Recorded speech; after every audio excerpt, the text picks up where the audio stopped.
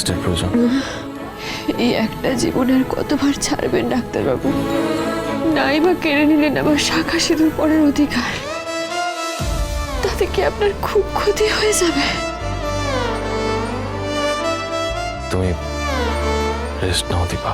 এতগুলো বছরে আমি আপনার থেকে দূরে থাকলেও আমি আপনার স্ত্রী হিসেবেই বেঁচেছি। তাছাড়া যে আমি কি লাভ এভাবে বেঁচে? কি লাভ হচ্ছে আমাদের?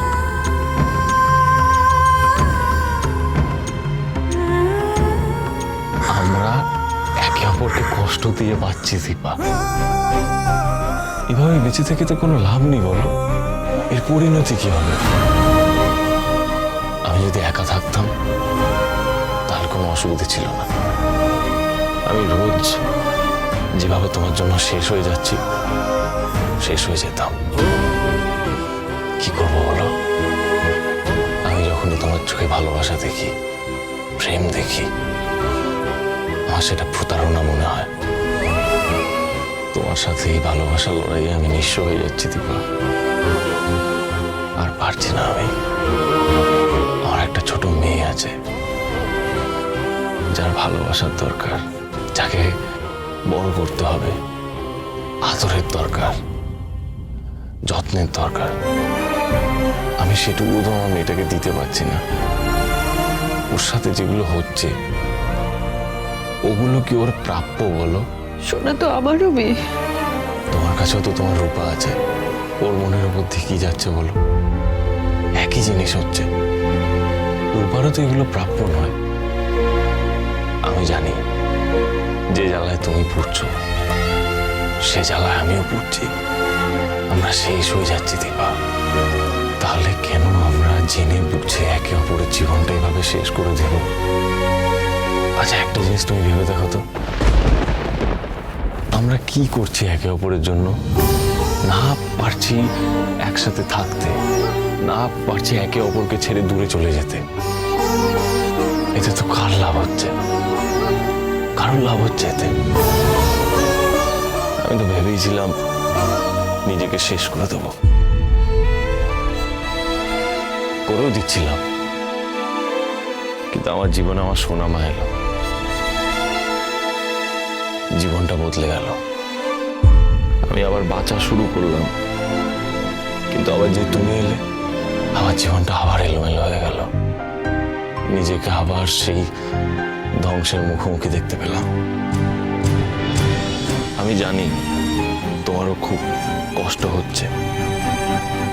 দেখো, যখনই তোমার সাথে আমার দেখা হয়, রাস্তাঘাটে কোনো না কোনোভাবে তোমাকে অপমান করি, বাজে কথা বলি, তোমার খারাপ লাগে, তুমি অপমানিত হও, তুমি তাও সহ্য করো। কেন? কি লাভ হচ্ছে এতে? প্লিজ একটু বোঝার চেষ্টা করো। এই সম্পর্কটা রেখে আর কোনো লাভ নেই। আমাদের জীবনটা না একটা জায়গায় দাঁড়িয়ে গেছে, থমকে গেছি আমরা। আমি যে আবার নতুন করে সবকিছু শুরু করব, সেটাই বা পারছি কোথায় বলো? তাই এই সম্পর্কটা না রেখে আর কোনো লাভ নেই। আচ্ছা, আমাদের জন্য না হোক, বাচ্চা দুটোর জন্য হোক, আমরা ওদের কথা ভেবে এই ডিসিশনটা নিই। নাহলে কি আমরা বাঁচতে পারবো এভাবে বলো? সম্পর্কে যদি কখনো ফাটল ধরে, তা আবার জোড়া লাগলেও দাগটা রয়ে যায়, আগের মতো হয় না। এই ডিভোর্সটা হয়ে যাবে ভালো, তাতে তুমিও ভালো থাকবে, আমিও ভালো থাকবো। প্লিজ একটু ভেবে দেখো।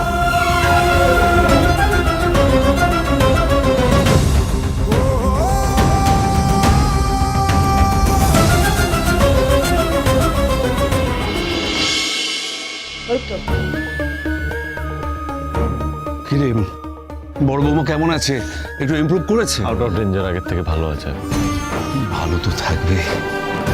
তুই যে সারা রাত মাথার কাছে বসেছিলি। হ্যাঁ, ঠাকুরও চান না তোমরা আলাদা হও। আচ্ছা, তুমি যেগুলো করেছো সেটা রিপিট করো না দীপার সাথে। হ্যাঁ, তোমাদের কি মনে হয় দীপা বলে আমি টেক কেয়ার করছি এত? আমার ডাক্তার হিসেবে যেটা কর্তব্য, অন্য পেশেন্ট হলেও আমি একই কাজ করতাম। তাই বুঝি? অন্য কোনো পেশেন্ট হলে সারা রাত জেগে তার মাথায় তুমি হাত বুলিয়ে দিতে বুঝি? আমার চোখের দিকে তাকিয়ে উত্তরটা দাও সূর্য। তাকাতেই পারছি না।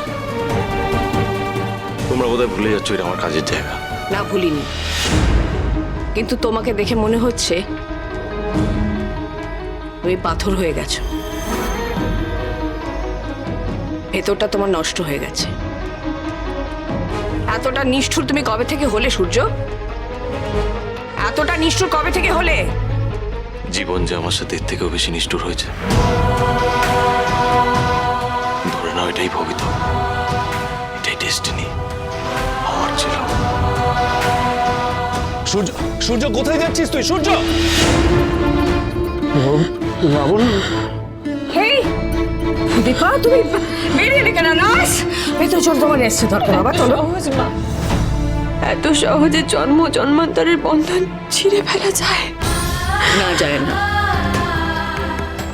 এই ডিভোর্স হবে না, আমি হতে দেব না। সবাইকে সব সত্যি বলে দেব, আর আমি কিছু লুকোবো না।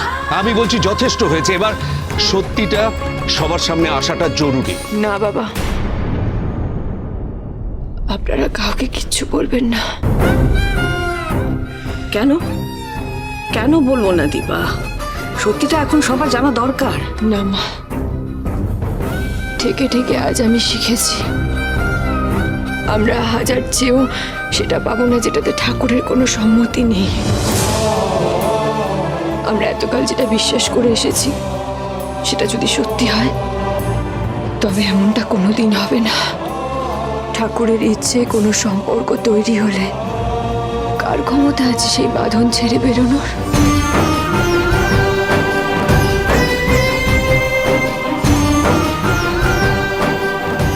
ঠাকুর, তুমি তো জানো এতকাল আমি তোমার কাছ থেকে কিচ্ছু চাইনি। তবে আমি এটা জানি তুমি যাই করো না কেন তার পিছনে নিশ্চয়ই কোনো কারণ থাকে।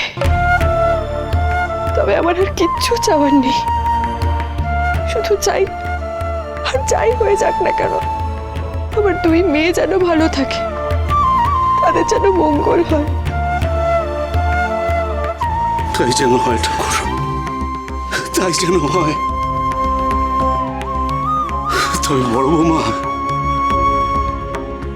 তোমাকে আমরা কথা দিচ্ছি, যাই ঘটুক না কেন, যাই হয়ে যাক, তোমার বাবা মা, তোমার এই বাবা মা সবসময় তোমার পাশে থাকবে।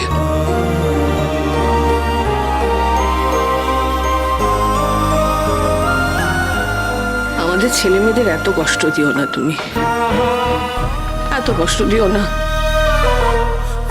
ওদেরকে এক করে দাও, এই বাচ্চাগুলোকে এক করে দাও, ওদের ভালোরা। तड़प तड़प के इस दिल से आह निकलती रही, मुझको सजा दी प्यार की, ऐसा क्या गुनाह किया तो लुट गए, हाँ लुट गए, तो लुट गए हम तेरी मोहब्बत। तड़प तड़प के इस दिल से आह निकलती रही, मुझको सजा दी प्यार की, ऐसा क्या गुनाह किया तो लुट गए। এই একটা জীবনের কতবার ছাড়বেন ডাক্তারবাবু?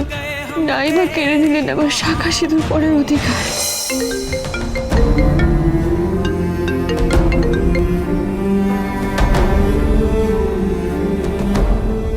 হ্যালো,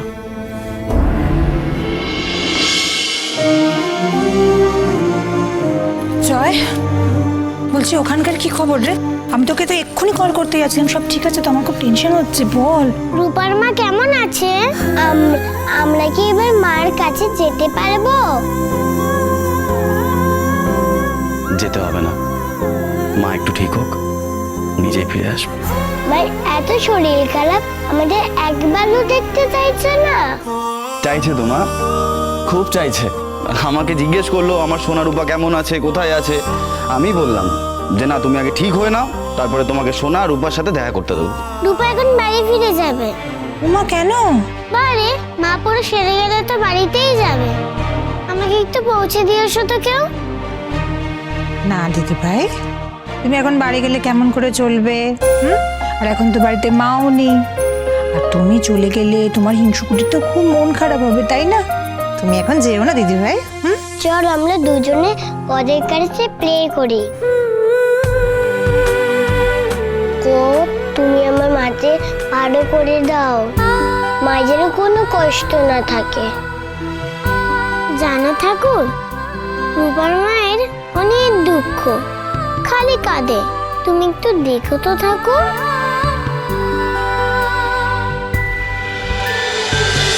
অনুরাগীর ছোঁয়া, সোম থেকে রবি রাত 9:30টায় স্টার জলসায়।